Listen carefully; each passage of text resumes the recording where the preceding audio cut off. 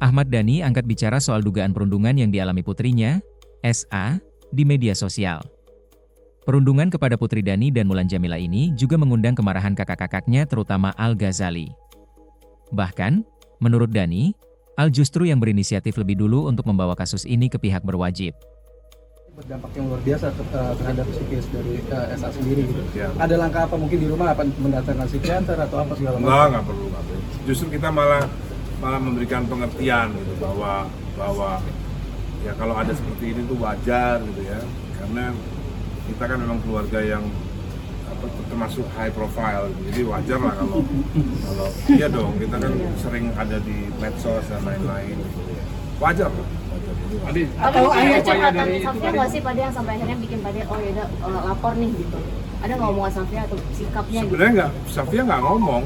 Begitu saya nonton akun yang mengaku sebagai psikolog ini ya saya jadi punya niatan akhirnya ini nggak bisa didiemin nih kayaknya gitu.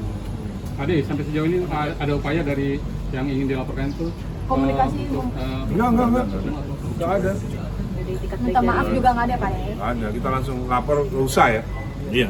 Kita bisa lapor di Polda. Ada sebagai orang tua mungkin akhirnya karena ini kan runningnya di sosmed ya, akhirnya udah gak usah ngeliat komen apa segala macam konten-konten yang ada di sosmed, akhirnya kayak gitu nggak untuk Enggak, kita ngasih pengertian aja, kita ngasih pengertian bahwa ya memang ini adalah pelanggaran hukum gitu. Jadi supaya Safia paham bahwa ini adalah pelanggaran hukum dan ayah bunda akan memproses ini ke polisi. Jadi kita sebagai orang tua melindungi anak. Support kakak-kakaknya reaksi sendiri.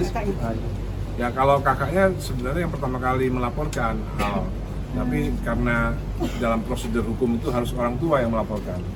Kemarin Al yang mau melaporkan, ada akun dari Banda Aceh itu melaporkan ke Al, tapi Pengakunya orang tua. ya ketika Al melaporkan ke polisi, ternyata yang harus melaporkan itu adalah ayah bundanya, nggak bisa diwakili oleh kakak.